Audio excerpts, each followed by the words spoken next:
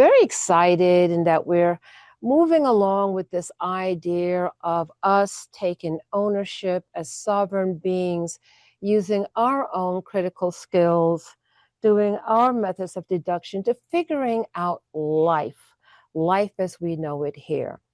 And of course, I've talked about the Gnostic Gospels. I've talked about Thoth, okay, where there's a group of us that went to Arkansas, a divine director from Thoth, okay. These are these higher dimensional beings of light that have an interest in the upliftment of humans.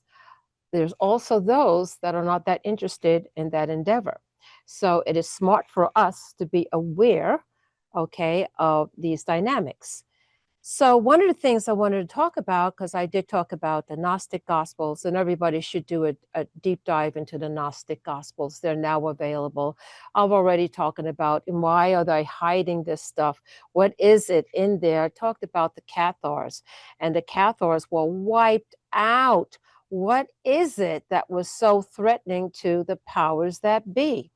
Okay, and then also I talked about Thoth and the Emerald Tablets and what are they saying? Okay, and here we are in alignment with Atlantis. And if we look at Atlantis, what's going on in Atlantis, what's happening here now?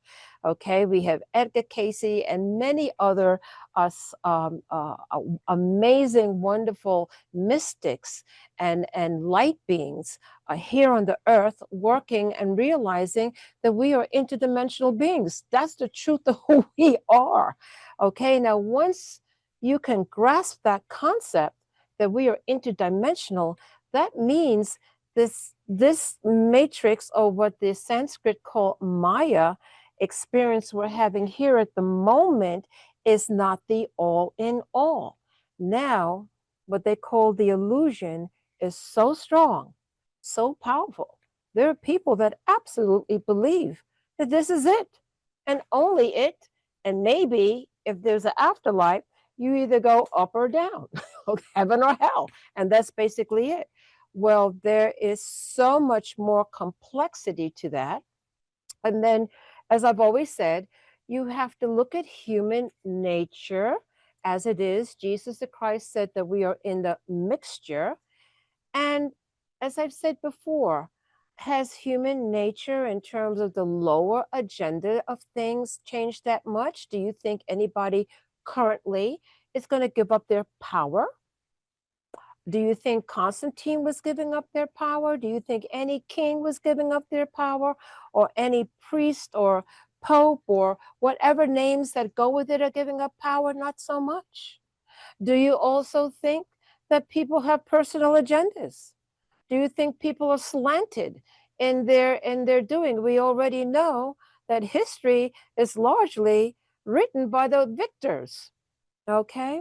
And not only that, as time goes on, you have people that'll jump in and go ahead and, for the current age, change things, erase things, manipulate things. Now, you're not going to really be able to understand this. And it's really hard because we have to remember we are born into this matrix. So was our parents and our grandparents. It's what we know. But there's a part of us that is saying, you know, you have these feelings and things are not making sense to you. And I want you to think back as a little kid. You know, I learned something in sales that I use to this day that has been so helpful to me. I want to share it with you. And when something doesn't make sense, it's like, that doesn't make sense. It naturally does not make sense. That means there's something you don't know. That's what that means. And so if it's not making sense to you, and you have embodied your sovereign being and your authenticity, and you have finally come into the courage to be yourself and empower yourself to check things out for yourself. I appreciate everybody's opinion, whatever scholars and writers and popes and priests and ministers and all of that, okay, the ancient writers. But you know what?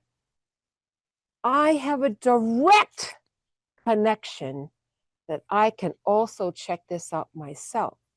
And whenever you find yourself in a situation, yes, we all need each other. We are a tribe together. We share information together because it's not about just one person. It's about the whole of humanity. It's about all of life on this earth. Okay, so, but as each individual chooses, one, to heal themselves, two, to begin to take responsibility for their thoughts and their words, to begin to take responsibility for them to seek for those things that are unknown for them to begin to seek and find out, because that is what's called walking on your path. Jesus Christ said, knock and the door shall be opened. And so that part of us, the soul, that higher aspect of ourselves that is knocking also to us. So not only are we knocking, it's also knocking. So then you have to begin to say, okay, what's involved in this? And what I want to talk about for a moment is the divine plan and Madame Blavatsky. Okay, she wrote The Secret Doctrine, and she talked about, I forget, Isis. But she, if you don't know them, Madame Blavatsky is like the head or the co-founder of Theosophy. And Theosophy is a great body of work. And again, it's the Ascended Masters. And one of the key ones there was El Morya and Kuthumi. All right. If you're not familiar with Madame Blavatsky, there's a lot of information about her, but she was a super high level a psychic and a mystic. She was really a mystic. And also Rudolf Steiner. These are the individuals, and these are great thinkers, but not just thinkers, thinkers to the point of where they made the connection to the higher parts of themselves and have worked to the broader spiritual community, the Amishadai, that we can call the family of light. Now, I just started to go a little deep dive again. I did study Theosophy many, many years ago. In fact, my PhD is in Theosophy, but I went back and looked into Theosophy again. And one of the things I was hearing again, because now it's, thank goodness, you can hear it instead of reading it, was the idea of, and why I'm bringing this up is because what she's saying and what Thoth is saying in the Emerald Tablets are the same thing, which is what the Gnostic Gospels are saying. These are separate, profound literature from different sections, but there is a stream of information that's in there. And one of the things that she's saying that there is, and it comes in an angle very interesting, which Thoth speaks about, but like a crack in the matrix, or a crack in getting out of this, if you want to say, cube, or an energetic cage that we may find ourselves in, right? So you have to look and say, well, wow, all these amazing thinkers and people from the past, all the way back to the Cathars, going all the way back to the writers of the Gnostic Gospels, both from the Hebrew tradition and the Christian tradition, they're all saying something that's very important for us in this day and age. And I'm going to surmise it to call it the divine plan. Now, I was going to read that and I didn't, but there is a prayer, and it is called the, can't think of it right now, but it talks of the divine plan. And what is the divine plan? We are very much part of this divine plan. So as we have come into this world, there's been that part of us that remembers and connected to this divine plan. This divine plan is connected to the spark of light that we hold within us, that is eternal. Okay, that divine plan, okay, is where for light workers who are awakened and awakening, that this is our time now, that this plan somehow, somewhere, we know we are a part of.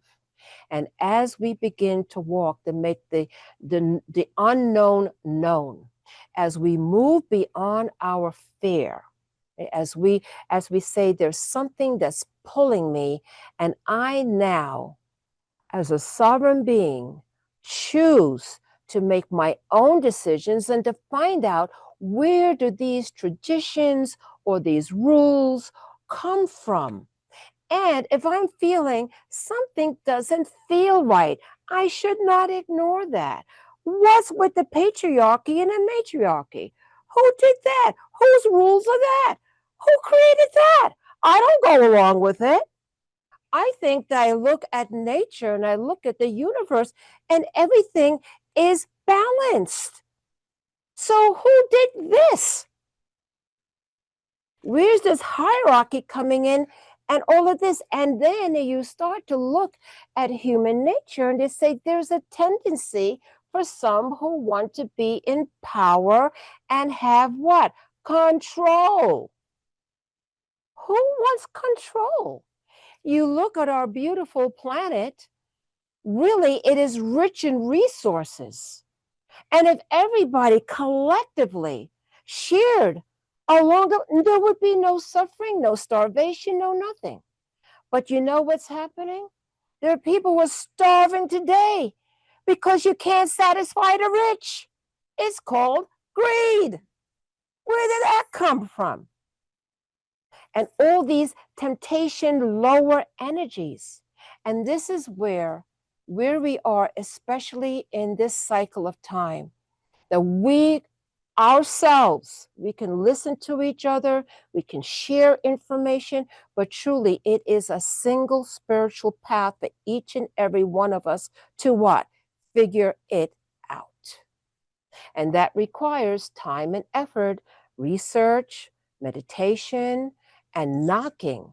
And absolutely, if this is what you do, if you say, I really want to know the truth, I want to walk the path of truth, I'm going to keep on until I feel good about everything, not just for me, but for everybody else, that everybody is thriving, everybody is whole, everybody is healthy and wealthy and abundant and joyful, because we remember that world. There's a part of it that knows it and remembers it, and we want it back. We want to experience that again. And that is a signal for us to do what it is we need to do in this point, in this now, for this situation we find ourselves in. So we are very much part of the divine plan. There is a divine plan. If you're listening to these words, if you're sitting here, okay, you're part of that divine plan. And say, well, what can I do? Be your authentic self and begin to live your life as you see and understand it to be. You may have the herd going in that direction. And okay, many of us have been the black sheep because it's hard to be awake in this world. It's hard. And if you find another light worker, another wanderer, hold on and connect and network, because it's 1% of the 1% of the 1%. But we can change that, because if we stay true to ourselves, we help to raise the collective unconscious. That's going to be a rippling effect around the world, and other people are going to do that now as well. I see more people waking up and awaken and talking on the level that we do, which is very exciting.